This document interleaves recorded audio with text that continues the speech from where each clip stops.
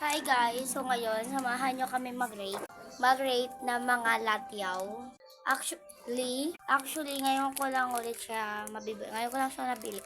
Ay, na ako. Ayun ko lang siya nabili.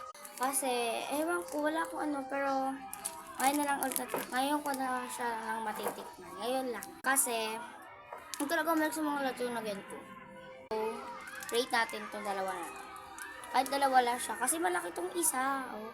Bili ng kapatid ko dito, ito 7 daw, tapos ito 8. So, ito, rate na natin. Bigyan ko yung kapatid ko nito. Rate siya.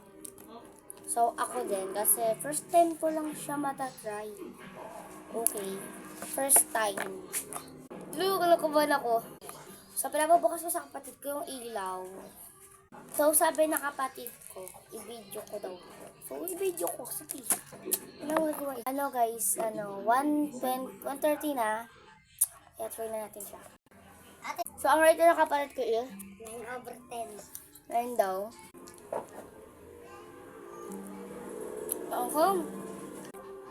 Ang rate ko dito 7. Ewan ko ba sa 7 na? Hindi ko Ay, 9 pala. Next. Itong malaki na to. Bili ko lang dito kasi 15. Mali ako nasabi ata kanina. Basta 15. Mahaba ka daw kasi siya. So, let's taste test.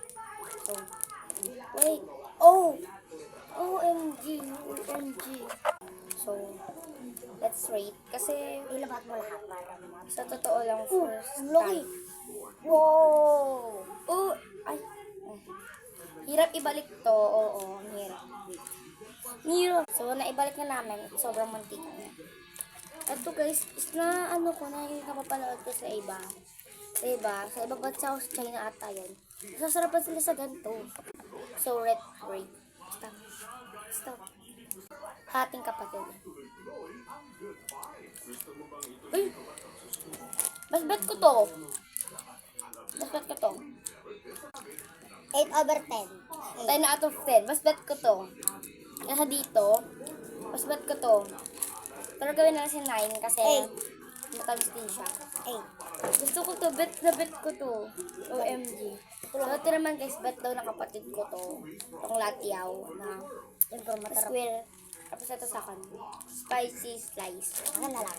Ako lang din to. So, nagkaroon. Gusto daw niya yun. Ito gusto ko. Pero guys, patas lang. Kasi sabihin nyo, bali ito kapatid mo dito sa kapatid ko ito.